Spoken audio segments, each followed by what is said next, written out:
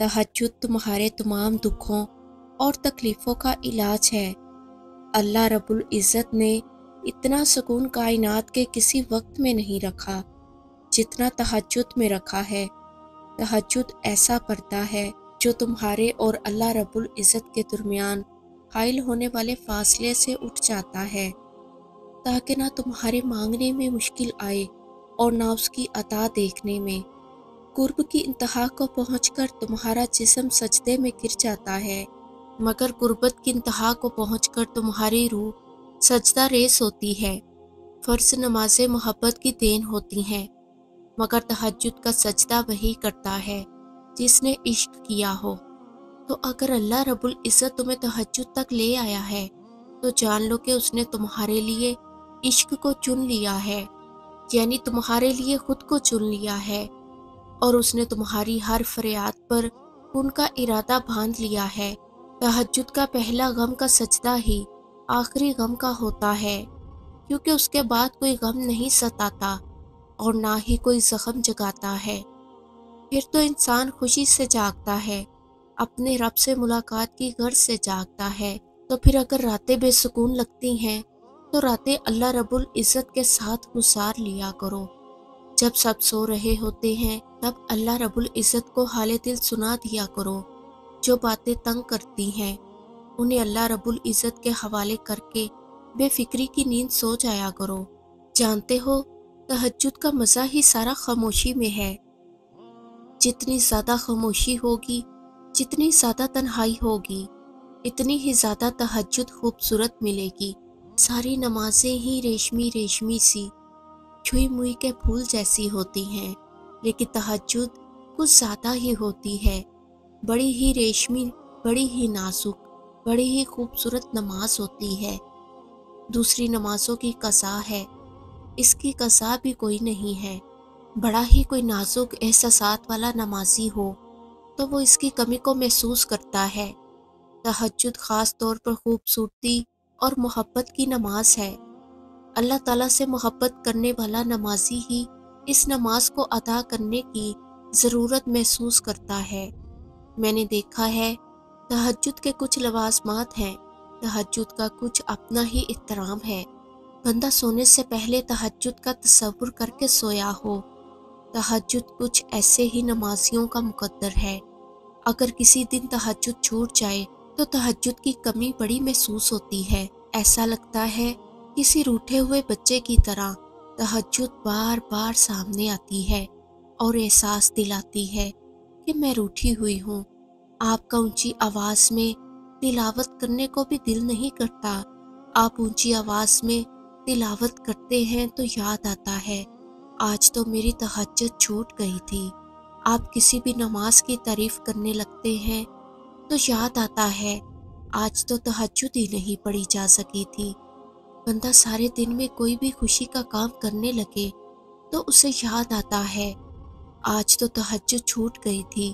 बंदे को रह रह कर यही एहसास होता है कि आज का दिन कितना परफेक्ट होता अगर तहज्जुद न छूटी होती। बंदा बस यही सोचता रहता है कि जल्दी जल्दी ये दिन पूरा हो और अगले दिन की तहज्जुद मिल जाए। और अगर ऐसे में तहज्जुद के सारे नवाफिल किसी और नमाज के साथ पढ़ भी लें, नवाफिल जानकर ही पढ़ लें, लेकिन दिल में कहीं होता है कि तहज्जुद वाले नवाफिल की जगह पढ़ रहा हूँ, ऐसे में थोड़ी बहुत तसल्ली भी हो जाती है। तहज्जुद के नाम और तसव्वुर से ही कुछ तसल्ली हो जाती है। ऐसे में तहज्जुद की कमी बड़ी अजीब तरीके से महसूस होती है।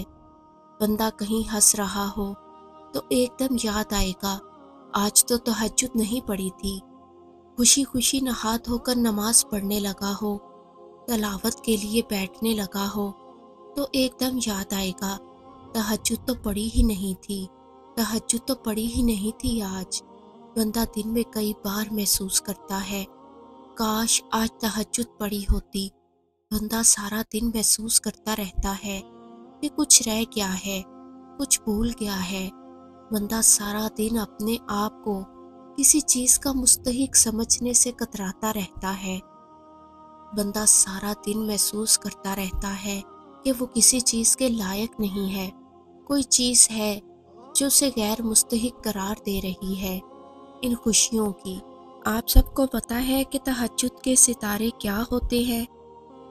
کبھی آپ نے سوچا ہے یہ ستارے کون سے ہوتے ہیں؟ جن گھروں میں نماز تہجد پڑھی جاتی ہے وہاں کیا ہوتا ہے؟ آپ کو معلوم ہے فرشتوں کو بھی زمین پر چمکتے ہوئے ستارے نظر آتے ہیں۔ اللہ سبحانہ تعالیٰ نے دنیا بنائی اور آسمان کی خوبصورتی کے لیے ان پر چمکتے ہوئے ستارے بنائے، اور اب ہم زمین سے مشاہدہ کر رہے ہیں کہ یہ چمکتے ہوئے ستارے کتنے خوبصورت نظر آتے ہیں، اور انسان اللہ کی اس تخلیق کی ہوئی چیز کو دیکھ کر حیران رہ جاتا ہے۔ بالکل اسی طرح اللہ کے جو فرشتے ہوتے ہیں، اللہ کے مقرب ملائکہ، وہ بھی زمین پر چمکتے کچھ ستارے دیکھتے ہیں، اور آپ کو معلوم ہے کہ وہ چمکتے ستارے کون سے ہیں؟ وہ ستارے یہ ہیں کہ جن گھروں میں تہجد کی نماز پڑھی جاتی ہے، اللہ سبحانہ تعالیٰ ان کو اس طرح عزت دیتے ہیں جس طرح رات کے اندھیرے میں رہتے ہوئے بھی ستارے رات کو چمکتے ہیں۔ مومن نماز تو زمین پر پڑھتا ہے لیکن اس کی خوشی آسمان پر دیکھی جاتی ہے۔ سبحان اللہ! کیا آپ چاہتے ہیں کہ آپ کے گھر ایسے ہی نظر آئیں آسمان پر ملائکہ کو؟